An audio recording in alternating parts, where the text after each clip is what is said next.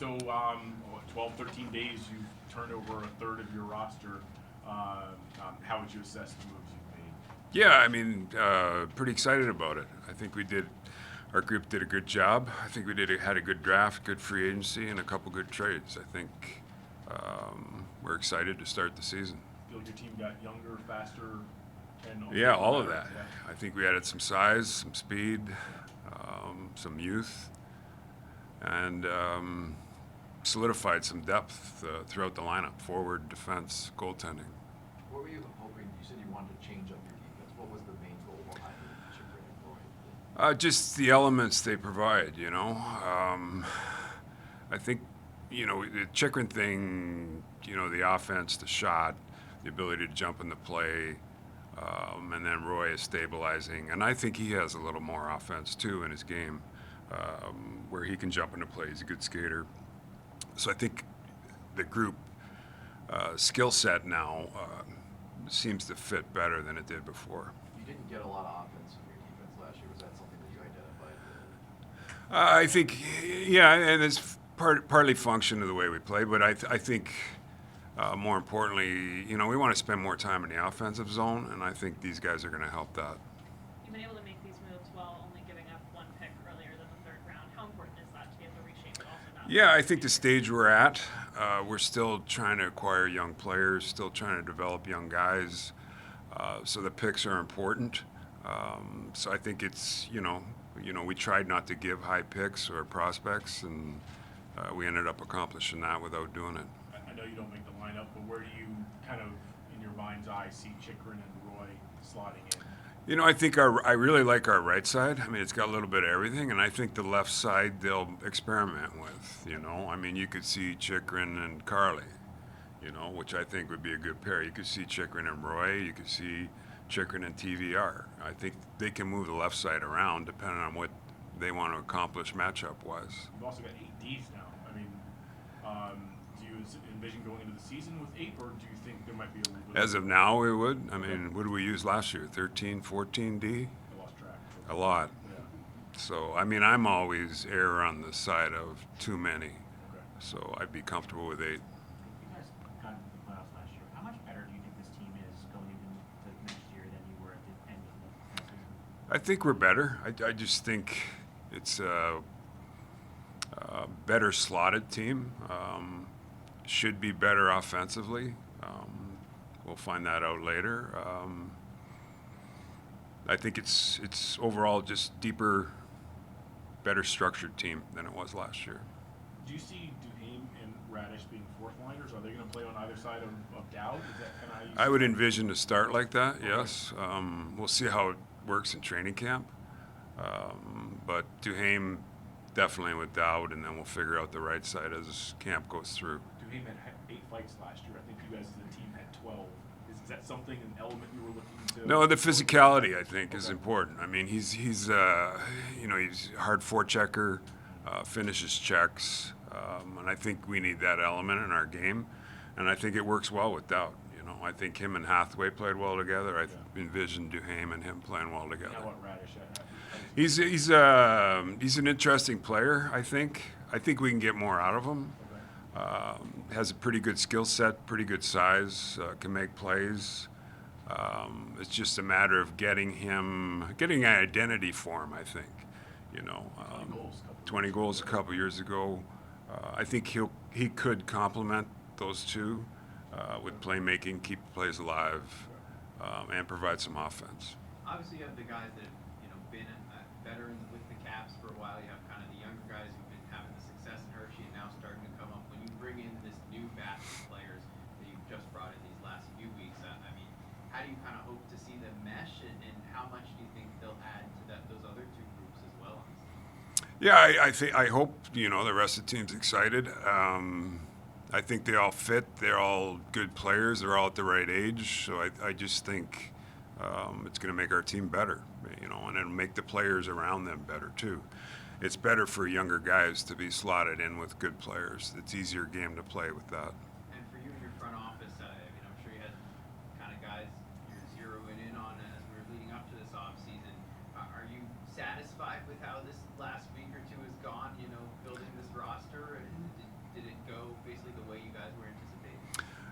I don't know if we anticipated it, but it played out, the way we would liked it to have played out. So it's still, we have to perform on the ice. The players have to perform, but it looks good so far. Have you talked to Ovi or anyone in the leadership group and kind of got their thoughts on the retool roster? No, not yet. Not yet. Ovi checked in the middle of it, but that was What was it. his input? Yeah. He just, the thumbs up emoji. Which one was that? Yeah, I can't remember which one. I think it was Dubois. He gave me the thumbs up. Yeah. That's great. He's been a little quiet lately, so I'm okay. I'm like, Playing volleyball. yeah, playing volleyball. Thumb down. Yeah, at least it's not that. Connor McMichael signed a bridge deal. Yeah. Is that what you kind of were envisioning? I think so. I think Connor sees himself is going to be, take strides forward. Where we're at right now, I think a bridge deal makes sense for both sides. How much were you in on Chychrun before he was traded to Ottawa? Was there discussions? Yeah, we were in on him. We've been in on him a few times. Yeah. And do you see, and his contract is up, he has 1 year left. Do you see a future? Are you waiting on that one as far as? Yeah, we'll wait. We'll see how the fit is, both for him, if he likes the organization, the coaches, his role. We got a lot of time to figure that one out. Some challenge with it, when you don't know TJ Oshie's situation of kind of planning for life with him, life without him, and having to have that flexibility cap-wise. Yeah, I mean, it's, that decision will happen at training camp. We're going to support Ocean whatever way he chooses to go. Ryan Leonard told us a few minutes ago that the day after you guys made the playoffs, there was a Zoom call. What is your recollection of that conversation? And he said it was a tough decision for him. Yeah, I mean, it's we gave him the option. I mean, I thought he had a great year. And I thought the timing would have been good on our part. Going into the playoffs, we were missing some bodies, and would have been a great chance for him to play against New York. Talked to his agent. We set up a Zoom call and just talked through it. There was no pressure to sign. We just gave him the option. If you want to, we're more than willing to do it. And if you don't, it's you can't make a wrong decision here. So it was good. I think we perked his interest. He went through his process, and they decided to stay another year. He said he had a pros and cons list. His brother. Yeah, I thought it would have been fun for him. It would have been good for the team too. Ovi gave you a thumbs up, but just how much was watching him last year and maybe in the playoffs, you said maybe he ran out of gas, maybe trying to get more support overall, not just for him, but for the whole team. Yeah, I mean, I think we realized where we were at last year. We knew we had to get better. We had to add, and for Ovi too. I mean, there's a lot of pressure on Ovi to produce last year because we lacked the depth in that area. So hopefully, he's supported here more with a better overall team this year. How much have you been in contact with the folks down in Hershey during the Calder Cup run? Yeah, we have a number of people there. Chris Patrick's in charge of that, so a lot of my communication goes through him and Jason Fitzsimmons. We got our whole development staff. I know Spencer was in and out on that stuff, so we have quite a few people there. What did you see from kind of your guys who were down there playing? Yeah, I mean, obviously a lot of positives. Lappy had a great finish. I thought Triniev played well in the fourth line of penalty kill. Miro had a good playoffs. Goalies played well. I mean, a lot of positives from the whole thing. How do you feel about Charlie and Logan as the two netliners going into next year? Good. I mean, Charlie had a great year last year, and then Logan's been a good goalie here for a number of years. And going out to get Logan, I guess, what went into that decision? Specifically, what do you like about him? Just like the way he's played. We have a relationship with him. Our staff has a relationship with him. He's gained a lot of experience. He's got good size. Plays a good style. Looking forward to having him on the team. So are you done? Can we go to the beach now? Like, are we? Yeah. We're good? Yeah. I think so. Okay. Unless something comes up. Jack,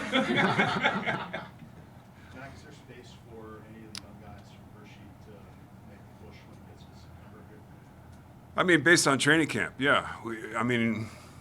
I'm anticipating Lappy in the lineup, but he still has to have a good camp. We'll see where Muriel's at, what's best for him, how he plays in camp. You know, I think some other guys will get games, but not guaranteed spots. Yeah, like Ethan Frank could get some games.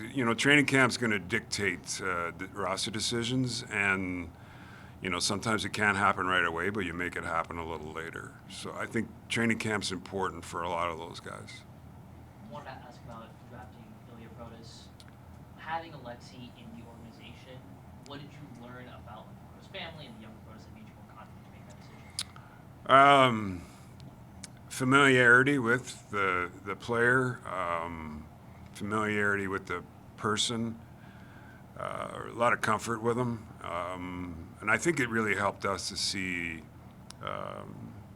Big Pro's development path, because it looks like Little Pro is doing the same thing as he has. They grow and then they become better skaters, and then the game develops. So it looks like he's doing the same thing as his big brother. It's hard to stay on top, but when you win a championship and you have a contending team, do you find yourself taking different risks to stay on top than you did when you were building a team to get up the ladder?